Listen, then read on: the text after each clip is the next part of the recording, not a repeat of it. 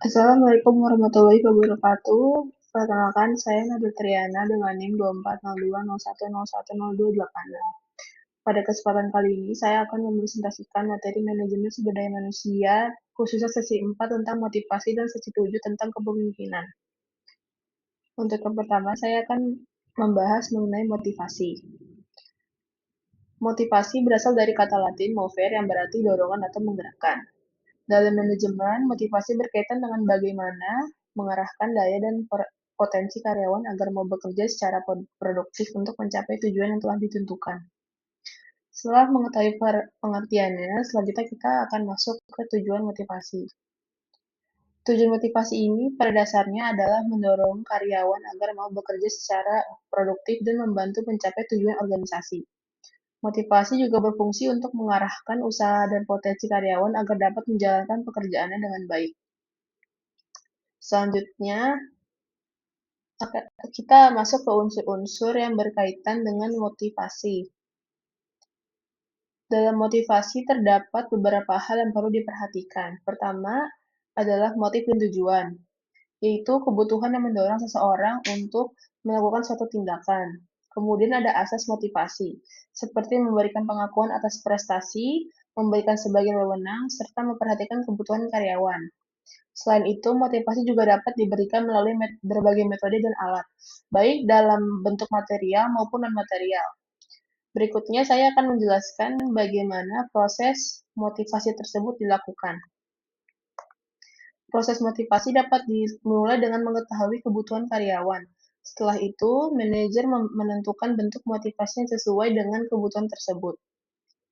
Dorongan dapat diberikan secara langsung maupun tidak langsung, misalnya melalui insentif, penghargaan, maupun pemberian kesempatan dan wewenang. Dengan motivasi yang tepat, diharapkan karyawan dapat bekerja lebih produktif dan membantu mencapai tujuan organisasi. Dari pembahasan tersebut dapat disimpulkan bahwa motivasi memiliki peran penting dalam pengelolaan sumber daya manusia. Jadi, motivasi merupakan proses untuk mengarahkan daya dan potensi karyawan agar mau bekerja secara produktif. Motivasi juga dapat meningkatkan moral, kepuasan, produktivitas, kedisiplinan, loyalitas, kreativitas, dan tanggung jawab karyawan. Karena itu, pemberian motivasi yang tepat penting untuk membantu karyawan sekaligus mencapai tujuan organisasi. Selanjutnya, saya akan masuk ke materi sesi 7, yaitu tentang kepemimpinan. Dalam suatu organisasi, kepemimpinan dapat dilihat berdasarkan tingkatan atau strata. Pada tingkat atas terdapat top manajemen yang berfokus pada penyusunan rencana dan kebijakan organisasi. Kemudian ada middle management yang melaksanakan rencana dan kebijakan tersebut, serta operating management yang berfokus pada pelaksanaan kegiatan di lapangan. Selanjutnya, kita akan melihat beberapa pendekatan dalam kepemimpinan. Indikator kepemimpinan dapat dilihat dari beberapa kemampuan seseorang pemimpin. Pertama, kemampuan mengarahkan anggota dengan memberikan arahan yang jelas. Kedua, kemampuan memengaruhi anggota agar bekerja sesuai tujuan organisasi. Dan yang ketiga, kemampuan mengambil keputusan yang tepat dalam menjalankan pekerjaan. Kemampuan tersebut juga berkaitan dengan berbagai pendekatan kepemimpinan. Dalam studi kepemimpinan terdapat beberapa pendekatan. Pendekatan kesifatan atau traits melihat kepemimpinan berdasarkan sifat yang dimiliki seseorang. Pendekatan perilaku atau behavior melihat kepemimpinan berdasarkan karakteristik, kualitas, dan perilaku yang terbentuk melalui pengalaman dan pendidikan.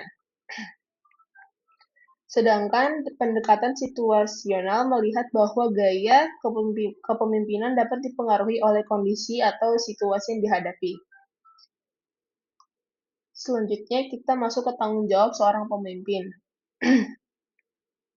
Seorang pemimpin memiliki tanggung jawab dalam mengarahkan dan mendukung bawahannya agar dapat bekerja dengan baik. Pemimpin perlu menentukan tujuan kerja, menyediakan sumber daya yang diperlukan, mengkomunikasikan harapan kepada karyawan, memberikan penghargaan, serta menghilangkan hambatan dalam pekerjaan. Selain itu, pemimpin juga menilai pelaksanaan kerja dan memberikan perhatian kepada karyawan. Dari tanggung jawab tersebut, gaya kepemimpinan juga perlu disesuaikan dengan kondisi dan kebutuhan bawahan. Sebagai kesimpulan, kepemimpinan merupakan proses mengarahkan dan memengaruhi anggota untuk mencapai tujuan organisasi. Seorang pemimpin perlu menyesuaikan gaya kepemimpinannya dengan situasi, memberi arahan, membangun hubungan yang baik, serta mendorong karyawan agar dapat bekerja secara efektif. Jadi, kepemimpinan yang baik bukan hanya tentang memberikan perintah, tetapi juga bagaimana pemimpin dapat mengarahkan dan mendukung anggotanya. Demikian presentasi yang saya dapat sampaikan mengenai motivasi dan kepemimpinan dalam manajemen sumber daya manusia. Terima kasih atas perhatiannya. Mohon maaf apabila masih terdapat kekurangannya. Assalamualaikum warahmatullahi wabarakatuh.